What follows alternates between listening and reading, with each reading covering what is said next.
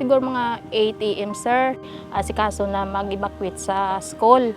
Pagdating namin doon sa school, umikot kami, pumunta kami ng cover court.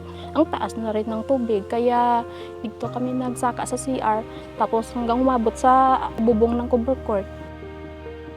Pumunta yung husband ko dito. Pinuntahan niya, binisita niya kung nandito pa bahay namin, kaso wala niya. Yung bunso ko, sabi ko, wala na tayong bahay. Sa 20 years na naganda, pero sa isang iglap lang, nawala. Gusto mo umiyak, pero pinipilit mo maging masaya. Para importante buhay kami magpamilya. Pinapakita ko lang na parang matatag, pero sobrang talaga. Ang hirap na parang wala kang bahay na uwian. Sana na magiging matatag rin sila.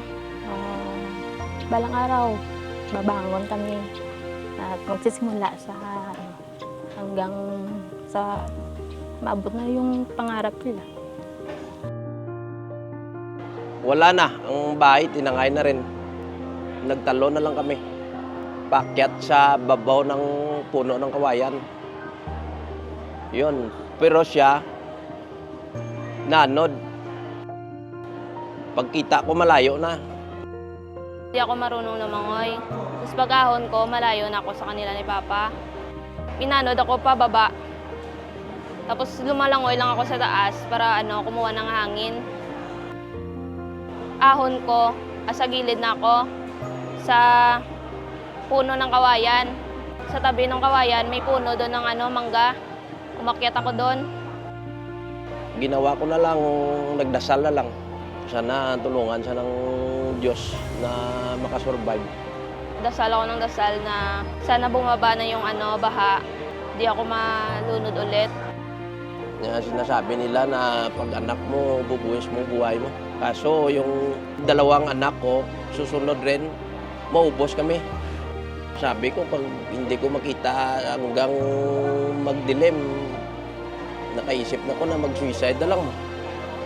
Dahil wala akong kwentang ama. Pero buti, hindi kami pinabayaan ng mahal na Panginoon.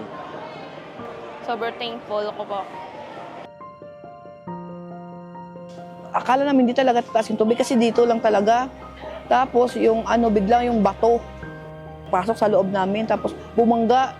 Yun, pagkatapos nakita ko sila na wash out doon sa tubig. 2 times yung taas ng tubig. Bumagsak sa bubong namin.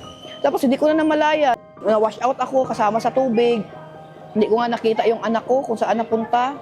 Tapos yung mama ko, na hapon na nakita, basak yung ulo.